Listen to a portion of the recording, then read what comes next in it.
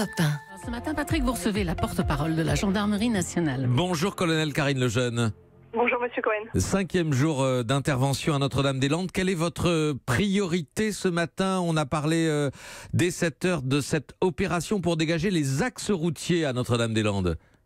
Oui, ce matin, dès 6h30, nous avons lancé en fait une double opération, une opération d'ordre public pour dégager les axes, notamment l'axe ouest de la zone qui est la départementale 81, qui est entravée depuis hier par un certain nombre de barricades, dont certaines sont enflammées. Et d'ailleurs, hier, sur cet axe, les gendarmes mobiles avaient été victimes d'une embuscade. Et par ailleurs, nous avons une opération de police judiciaire qui est lancée dans le cadre des violences qui ont été exercées ces derniers jours contre les gendarmes. Au 5e jour d'intervention, colonel Lejeune, est-ce que vous pouvez dire que les gendarmes ont fait l'essentiel ? En tout cas, les gendarmes ont rempli le concours à la force publique qui était notre mission dans le cadre des expulsions. 29 expulsions ont eu lieu. C'était l'objectif qui avait été fixé. La préfète de Loire-Atlantique le rappellera encore ce matin en conférence de presse, mais elle a annoncé que des négociations, en tout cas des pourparlers, reprendraient.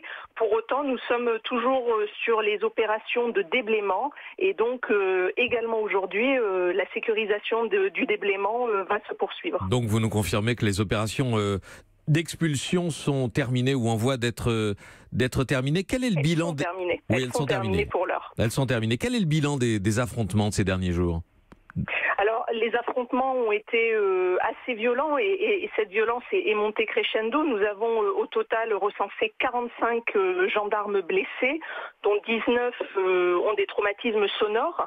Mais hier, nous avons eu une montée dans la violence puisque nous avons des personnels qui ont été arrêtés par une barricade sur la départementale 81 et ont été quasiment attaqués par des opposants qui leur ont jeté de l'acide et un engin explosif improvisé. C'était cela dont vous parliez tout à l'heure, cette embuscade. Il y avait une volonté claire de porter atteinte à l'intégrité physique des forces de l'ordre.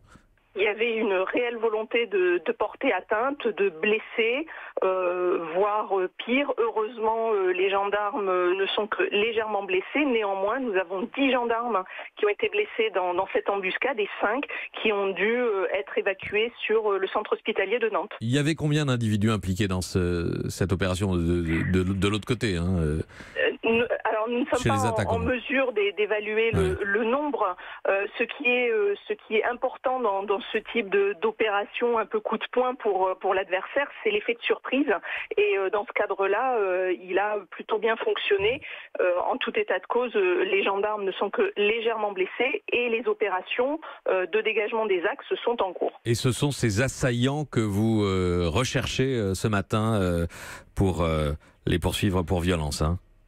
Ce sont toutes les personnes qui s'en sont pris aux forces de l'ordre, à la fois sur les personnels qui sont sur le terrain, mais nous avons également eu des problèmes avec des personnes qui ont ciblé des hélicoptères gendarmerie à plusieurs reprises.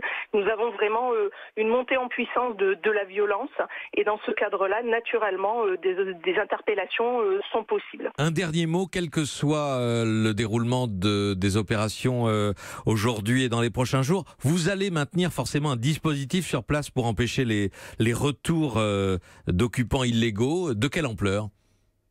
Alors, le dispositif de stabilisation sera adapté en fonction du volume de personnes qui restera en face de nous. En tout état de cause, l'objectif est bien évidemment de garder les axes de déplacement dégagés et d'éviter toute réinstallation. Merci colonel Karine Lejeune, porte-parole de la gendarmerie nationale. Merci d'avoir été en ligne avec nous ce matin en direct. Europe.